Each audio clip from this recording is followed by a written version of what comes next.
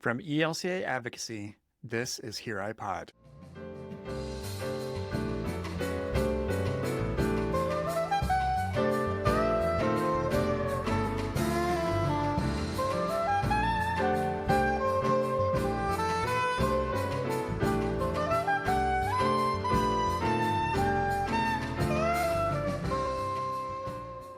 There's so much happening in our communities every week and every day that are impacted by policies at the local, state, and federal levels. Here I Pod will focus on one aspect of what's happening each episode by talking with faith-based advocates, as well as providing steps that you can take in your own advocacy efforts. In this first episode of Season 2, our summer season, our host Regina Banks speaks with the state public policy leaders Tammy Walhof and Jacob Summerville from Lutheran Advocacy, Minnesota, about the recent political violence that occurred in their state. They discuss how the political violence has affected them personally, how they're processing what has happened, as well as their work leading graceful conversations throughout Minnesota. Their interview was recorded on July 1st, 2025, and the events they discuss occurred on June 14th, 2025. Following their interview, Regina checks in with Reverend Amy Reumann to discuss the various resources the ELCA has at its disposal to speak to political violence, including upcoming bystander trainings. You'll hear both Tammy and Amy reference synod assemblies. If you're listening to this and are not already well-versed in the ELCA's church structure, the ELCA is comprised of 65 synods. Synods function to unite the work of congregations within their areas, serve as regional support, and guide pastoral and other staff candidates. A synod assembly is a gathering of voting members from congregations within a specific geographical area of the ELCA. Finally, Reverend Angela Denker, author and ELCA pastor serving in Minneapolis, shares her own faith reflection on the current social moment. Here's Regina to get us started. In mid-June, Minnesota was shaken by a brutal act of political violence. On June 14th, a gunman disguised as a police officer stormed the homes of state leaders, killing former House Speaker Melissa Hortman and her husband Mark, and critically injuring Senator John Hoffman and his wife Yvette. Thousands gathered in St. Paul as the couple lay in state, including Governor Tim Walz and former President Biden. Meanwhile, U.S. Senator Alex Padilla was forcibly removed and handcuffed by security during a DHS press conference, a disturbing reminder that threats to democratic discourse are not confined to one time or place. In the wake of these disturbing developments, I'm joined today by Tammy Walhof and Jacob Summerville. Tammy is director of Lutheran Advocacy Minnesota, and Jacob is the Hunger Advocacy Fellow in that office this year. They've been leading the ELCA's state advocacy in Minnesota and have recently been teaching faithful Minnesotans how to engage in graceful conversations in these trying times. Welcome, Tammy and Jacob. Thank you. It's good to be here. Yes, thank you for having us. So just to start off a little bit, how are you two? How are you and your staff and your policy council members and Lutherans in Minnesota right now? How am I is probably the most difficult question. This has been really hard. I've met with Melissa Hortman, talked with her on various different occasions, and to think of her not being there is a really hard thing. She was a fantastic leader. She was also somebody that before she became the speaker was a strong leader on clean energy issues. She will be greatly missed. I haven't had as much interaction with John Hoffman, but still, it's just raw to think about this kind of violence happening here in Minnesota, where we typically think that people don't do things like that. That's just not part of our culture. At our policy council meeting on June 20th, the person who led devotions did allow us time to each do some reflection, and that took, I think, close to a good half hour. Maybe Jake can say more about how it's impacting others more generally. Yeah, I think for me personally is it's a lot of anger. I didn't get the chance to meet Speaker Hortman, and I have only met John Hoffman. So the sadness piece, the personal loss for me, maybe isn't necessarily there. but I don't think I was expecting to be this viscerally upset. And as someone who is talking to people about how to have graceful conversations, how to reduce the division in our country, bring us back to something safe, it's a little bit of cognitive dissonance carrying around all this anger and telling others to strive for peace and understanding and unity. Um, I've had to do a lot of work on that over the past couple of weeks. But generally, man, I think the entire state, really, with a few exceptions here and there, is just in this state of shock and grief that I really haven't seen since the pandemic, since everything surrounding George Floyd. This kind of grief, yeah, it's like Tammy said, there's this sort of collective idea that this kind of thing doesn't happen in Minnesota. We're the nice state. We're the state with all the nice lakes and all the nice nature, and And nice people. and nice Yeah. people, and now Minnesota nice is a thing. Yeah. right, and Yeah. now this, and how do you square that? One of the things that I've been thinking about is in Graceful Conversations, we talk about triggers and things that trigger us or activate us. And one of the things that was really real to me as I was helping some others think about their triggers is that a lot of the political stuff I have come to be able to let just roll off me. And then, silly things like the post office being closed when it's not supposed to be, is something that I got angry about. But this has hit me so deeply, so closely. Yeah, more so than the big headline of it. It's really, I think, turned a lot of people's worlds, or what they thought the world was, kind of upside down.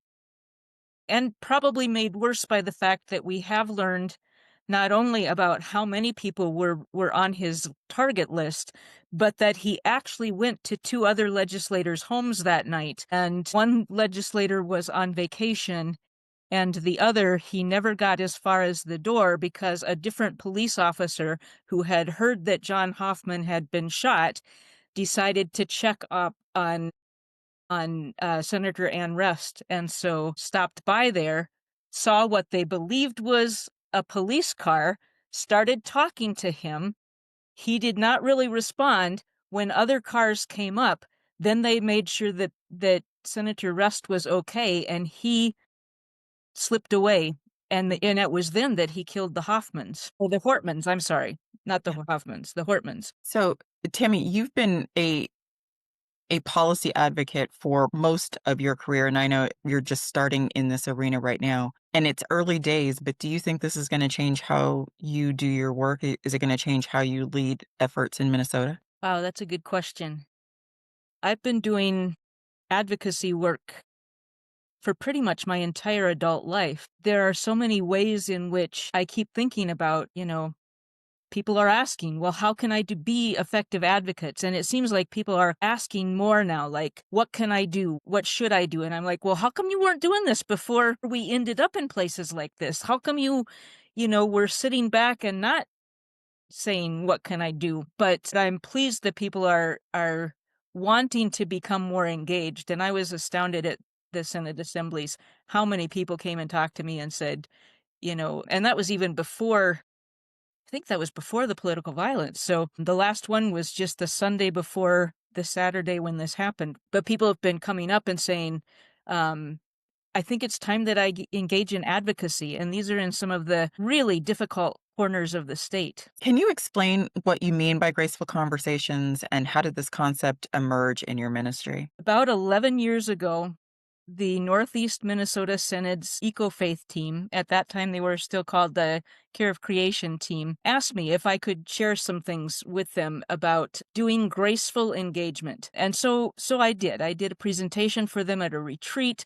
It developed into a workshop as I learned more and more, and I, was reading psychological studies and all sorts of things to kind of understand how and why people react at different things. It became about an hour and a half presentation. And then in so many circumstances, people would say, oh, can you come to my church? We don't have an hour and a half, but we can give you 40 minutes. Well, 40 minutes doesn't cover it. An hour and a half doesn't give time for reflection. And so after that happened one more time, when we were actually supposed to have an hour and it, things were running behind, and there was like 35 minutes for the whole thing. A friend and I talked, and the two of us, she's the director at the ministry lab, Reverend Emily Meyer, the two of us sat down and divided it up into 5 sessions. She has a background in like reflective meditation, and is very good at including kind of that meditative piece. So we put in my content, her meditative pieces. We created some handouts. Jake came on just in time to help us edit a couple of the videos, because that was a very slow process for people who don't know what they're doing. And it felt like there was very much a need for that when we first put that up on the website and made people aware that it existed. I have no sense yet of how many people are actually using it in their congregation, but it's something I was asked a lot about at the Synod assemblies. So if 45 minutes is not enough time to cover it, then our 25 minutes certainly isn't going to be enough. Are there some key principles or practices that make a conversation graceful? Can you give our listeners kind of an idea of the framework that you're working with? We start right at the beginning of what is your identity? I have read that so many people now identify primarily by their political ideology as opposed to all of their other identities. And certainly, even in our churches, we judge other people by their political ideology. And so that divides us even as congregations and even as churches. So we start with that, asking people, how do you identify yourself? And so far, in all the times that I've done this, nobody has ever started with beloved child of God. When we go through some Bible verses and then talk about it, that's where they're encouraged to be, is beloved child of God. I am a beloved child of God, but not just me. This person sitting next to me in the pew, this person at the potluck, this person down the street is also a beloved child of God. And so that is basic to how I interact with that person. And so it's not about me jumping into an argument with them. It's about being a deep listener and treating them as a beloved child of God, treating them as I want them to treat me. Very much the loving God and loving neighbor piece. And in fact, that's a piece of it. I rarely do a presentation where I'm not talking about justice and righteousness being the same word in most languages other than English, right? Relationship with God, which in English we know as righteousness, right? Relationship among people, among nations, among all that God has created being justice.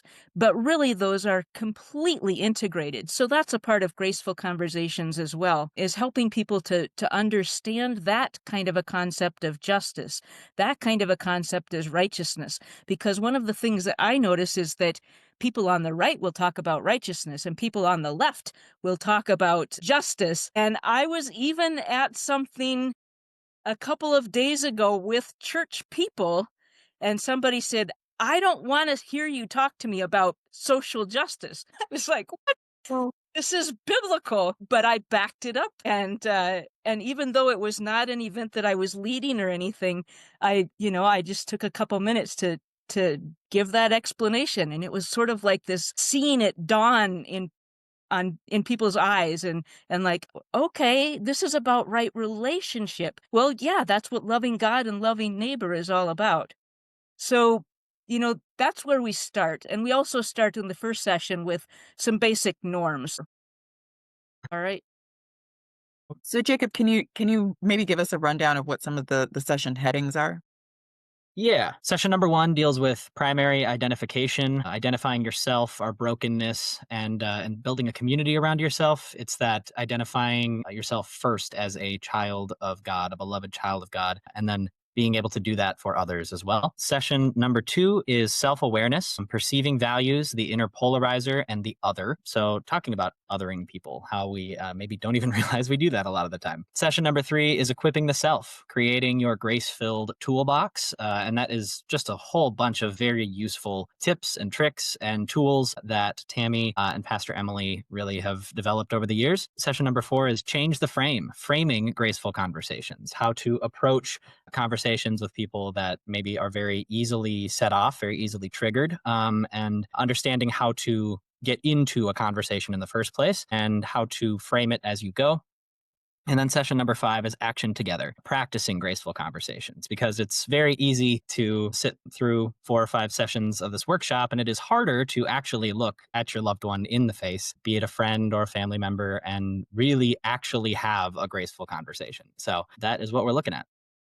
All throughout each of the sessions, there's reflective time, there's group time, so they can have the video on, turn it off, have a discussion, turn it back on. And then that final session too, they're actually supposed to choose an issue. Now, one of the things that we learned in this process was don't let them choose one of the great big political issues of our day to be the first issue that they work on, because the practice group that we worked with at one of the churches in the Twin Cities, they decided they wanted to start with abortion. I was like, okay, could we start with anything more controversial? That is probably not the place to start. But if there has been conflict in the church about different things, that may be the place to start. And not starting with what the conflict was, but how do we move on from here? And Emily used an example of a situation where her family's cabin is, that there were people who wanted the road paved and the county was going to pave it. And there were others who did not want the road paved because of the environmental implications and various things like that. There was this division that was happening in this lake community amongst the people who wanted it paved and didn't want it paved. And there was conflict even amongst families, even in her family, but it ended up getting paved. And so there was one person who did not want it paved, but who, as she said, is ideologically in a different place than I am almost all the rest of the time. She said, but he had not wanted it paved. And he said, where do we go from here? And that where do we go from here ended up being the best discussion, because they decided to jointly plant trees along the side and to do a number of different environmental things along there to mitigate some of the environmental impacts, and that brought the community back together again.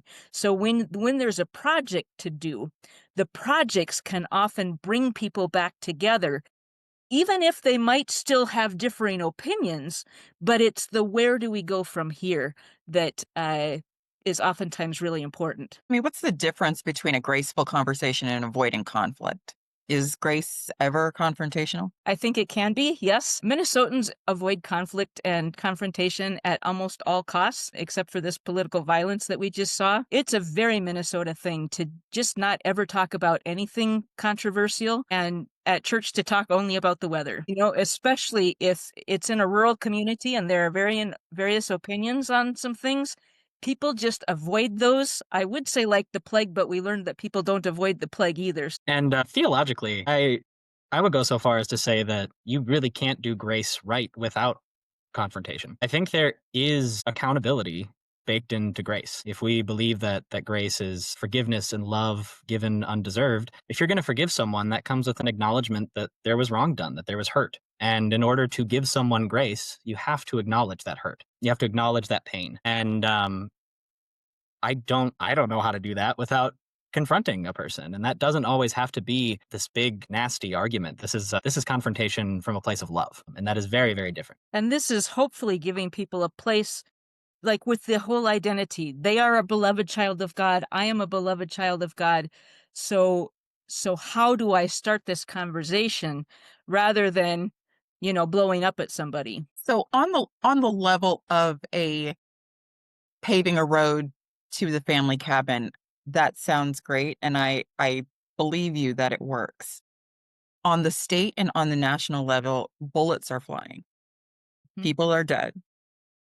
Aren't we past these conversations now? Don't we need some bigger tools, some more effective ways forward? I think now more than ever is the time to have these kinds of conversations. It seems to me that yes, although bullets are flying, in our churches is the first place we need to start with some of these conversations. Braver Angels does some really good work. They start from the position of, are you red or are you blue? And, what is it that you bring to this conversation then from being red or blue? I have difficulty I don't want to start there. I want Christians to start with our identity as beloved beloved children of God. But I think that in the midst of such hate and division and polarization, a lot of people from different sides are saying, we're really tired of this. We don't want this. In Minnesota, people from all different sides who are saying, we cannot let ourselves devolve into this kind of violence. This is not okay. And so I think giving people tools, how to listen to one another, how to receive what somebody's saying without letting it trigger us or activate us, and that takes practice. It really does. And that's what we're hoping these church groups do, is practice it. But it seems to me that now more than ever, we need graceful conversations. We may need a lot more than graceful conversations, but how do we ever come together unless we start talking to one another? That's where I come from, at least, that we need to be in conversation and community with one another. And that's hard. I have some friends I do not spend as much time with because of how vehement they are in some of their positions politically. And it's just not as much of a joy as it used to be to spend time in their presence.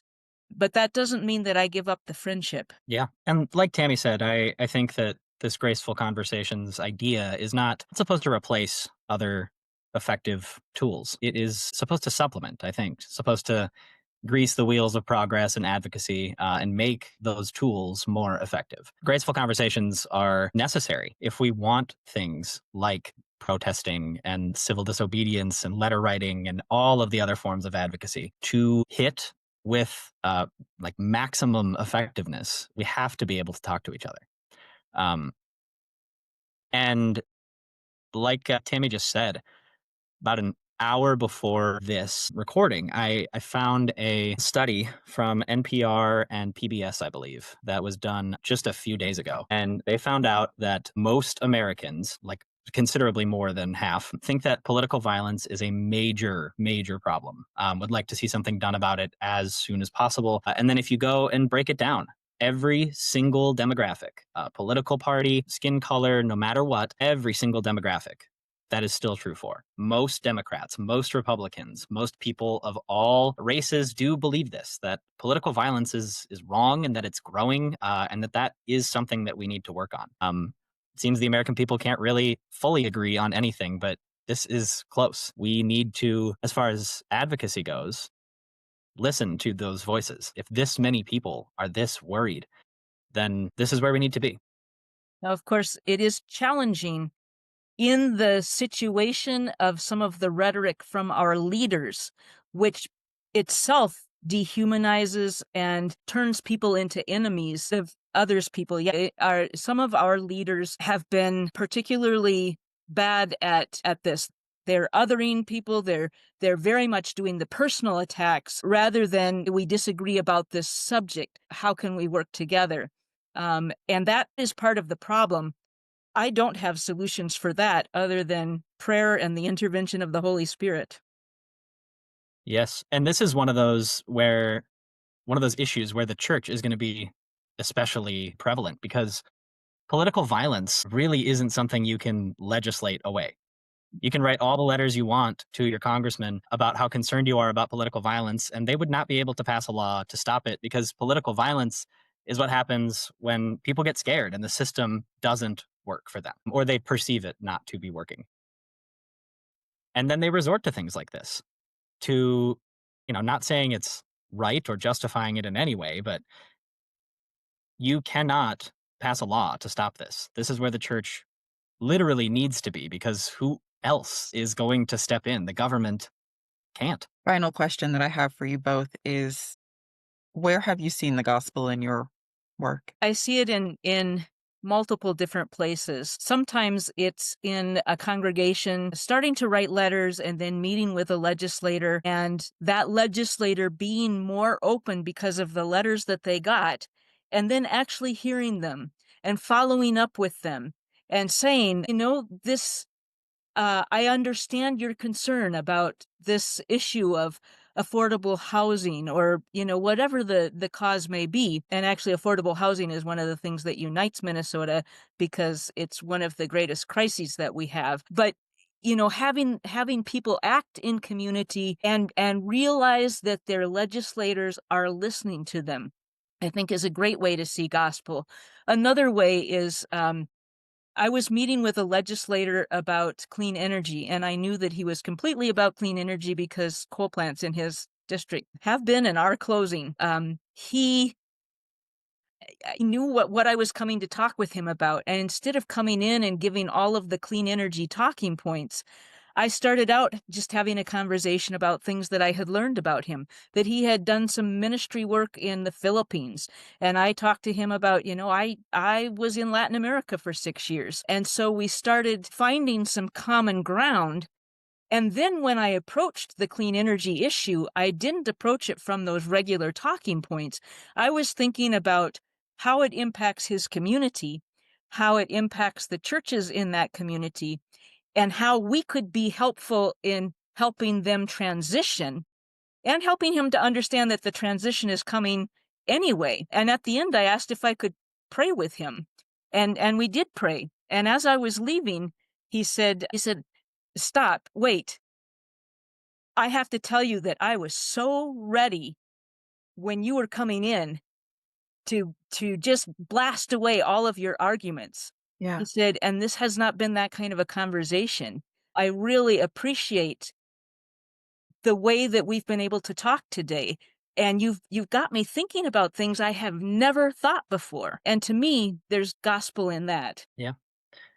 On my end of things, the gospel, truth be told, has been hauling me through these last few months. I've been doing a lot of reflecting on this, and when you really dig down not that far, as bad as things are right now, as scary as things are, it is sunshine and rainbows compared to the Holy Land in Jesus' time, with Rome, and all of the political violence that comes along with that.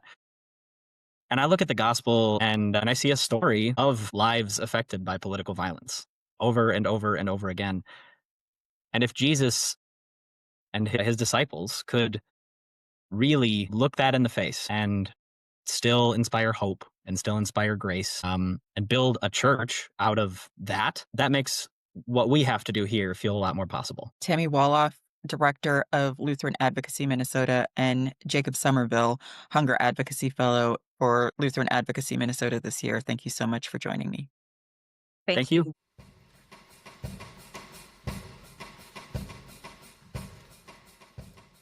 So we have here with us the Reverend Amy Reumann, Senior Director of Witness and Society of the Evangelical Lutheran Church in America. Thank you for being with us again, Amy. Great to be here, Regina. So we were recently talking with Tammy and Jacob from Minnesota about the political violence that was heinously inflicted on the state of Minnesota recently. And maybe you can give us an idea of some of the resources that are available through the ELCA, through Witness and Society, and perhaps some of the statements that have been made. Yeah, sure. I'm thinking back to really almost exactly a year ago, when we were looking at the election looming before us, and high anxiety and awareness of the potential for political violence.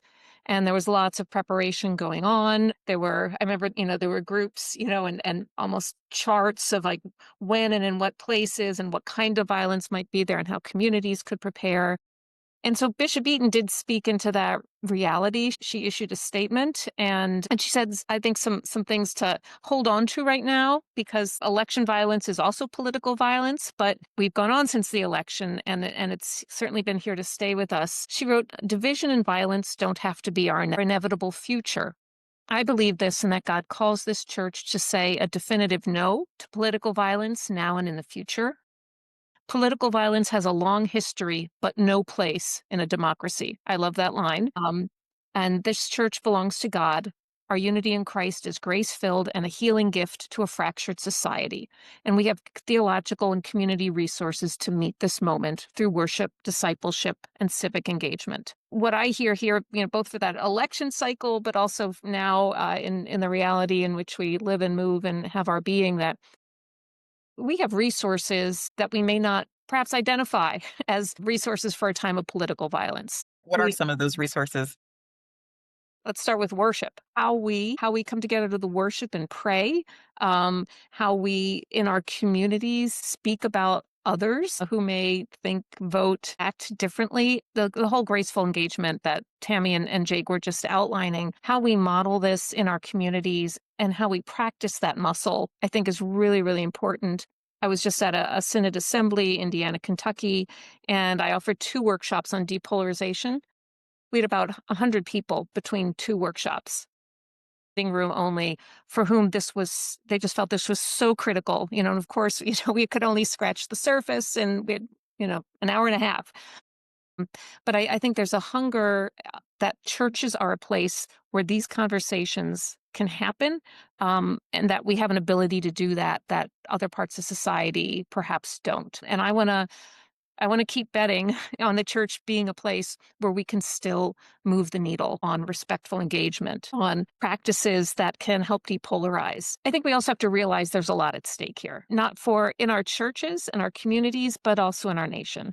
Because what is political violence but the attempt to silence voices that are not like yours? And it's an attempt to, by force, by threat, by violence, to, pursue your own political goal, and then to make sure that it will overcome others, not on the basis of the idea or the proposal or the common good, but because might makes right. And so this erodes our democracy, violates the Constitution, frankly. And for us to practice our democracy together, I think our churches have a place and a stake for everyone countering political violence. We do have some resources in social teaching. Certainly our peace statement has a lot of good stuff. And while it says in there, there's 4 roles for the church and society. One is to be a disturbing presence. And so I don't want to minimize. And I think one of your questions to Tammy drove home at that. It's not about not saying anything, but it is about engaging when our values are at stake, but to do so in nonviolent and peaceful ways. And at the same time, we're still supposed to be reconciling and serving and deliberating. So all these things should be going on all the time in our congregations, or at least in turn as part of being the church. We have the social message on discipleship in a democracy, and that has some pieces around nonviolence and peaceful protest. I pulled out some quotes, but one quote that it has is that when government consistently acts against the public good or violates fundamental rights, citizens and other residents can raise these issues to public view. And then it goes on, this includes when there is no lawful recourse, nonviolent civil disobedience. That's over and over our social teaching calls us to nonviolent civil disobedience. And then in the peace statement, again, we support efforts to develop the practice of potential of nonviolence to bring about just and peaceful change. And we encourage members of our church to give conscientious consideration to participation in nonviolent action in situations where it holds promise, and to provide pastoral support for those who in conscience undertake nonviolent action for peace. So there's different roles. Not everyone feels like they're a frontline person. And so how do those for whom that's not their call, how do we provide that support? There's some response to political violence that are called creating, communities or webs of resilience, identifying who in your community is at most at risk of political violence and then coming alongside them. And then there's also the forthcoming social statement on civic life. And there's a whole portion in there around hyperpolarization, steps that the church can take, as well as calling for our elected officials and our leaders to exercise responsible leadership by resisting dehumanizing, polarizing, or violent rhetoric. Is this a time for us to also highlight the bystander training that's coming?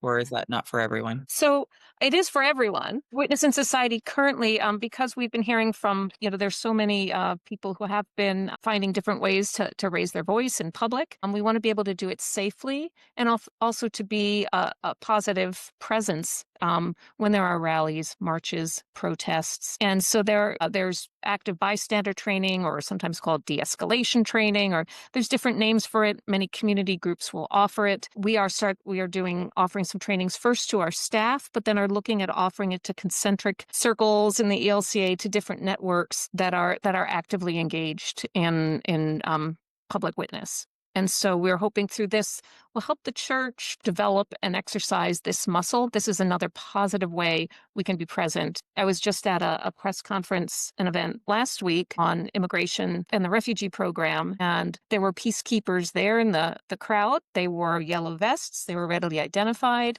and they were there simply if there was any kind of heckling, a hint of violence, they were to engage using, steps to de-escalate the situation by engaging with that person. And I think that's something we can offer as the church. There were Lutheran peacekeepers in the recent protest in Los Angeles as well. So I know that there are faithful people looking for those opportunities to engage. Reverend Amy Reumann, Senior Director of Witness and Society of the ELCA, thank you so much for reminding us of our toolbox. Yeah, thank you.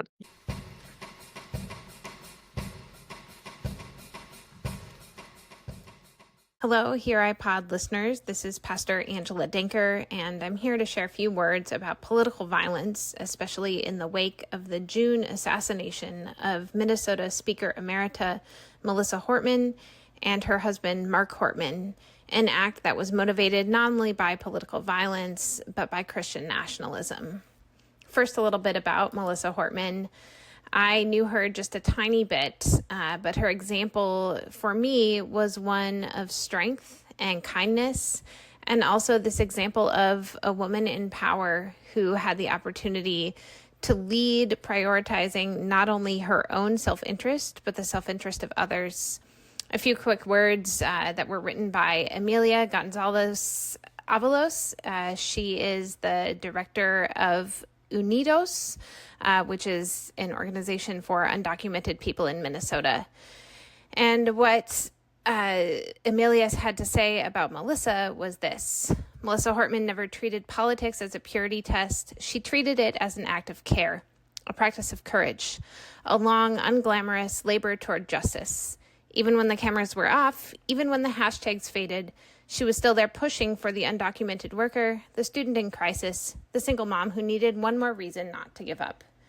She didn't show up for the headlines. She showed up for the people.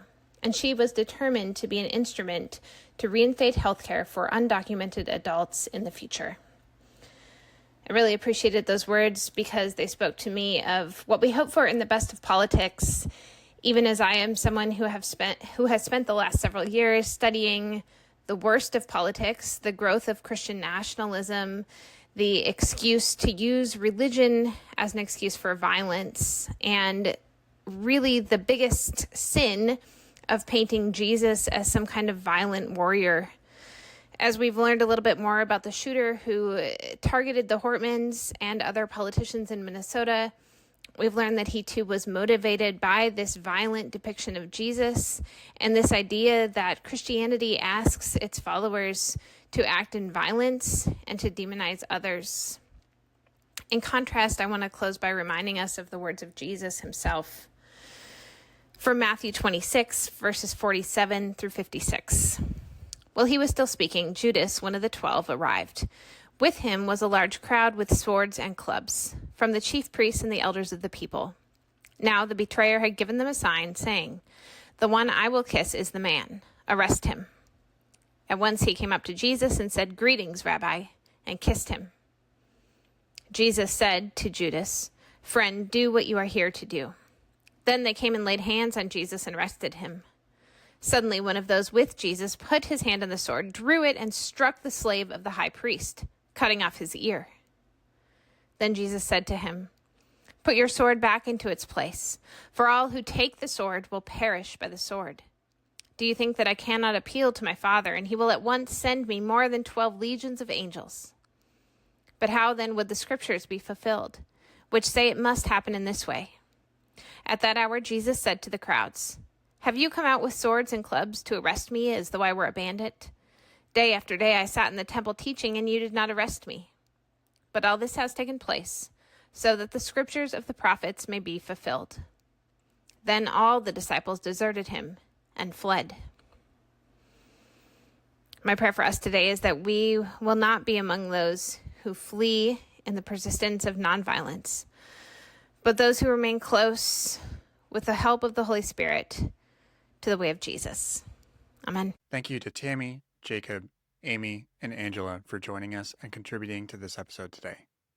If you want to learn more about the Graceful Conversations framework, head over to lutheranadvocacymn.org and click on the Resources tab at the top of the page. If you want to join our general ELCA advocacy mailing list, head over to elca.org/advocacy to sign up now. You'll receive action alerts as well as newsletters from ELCA Advocacy. This concludes this episode of Here I Pod. If you want to contact us, you can email us over at elcaadvocacypodcast@elca.org or leave us a voicemail at 866-740-3522. Thank you for listening.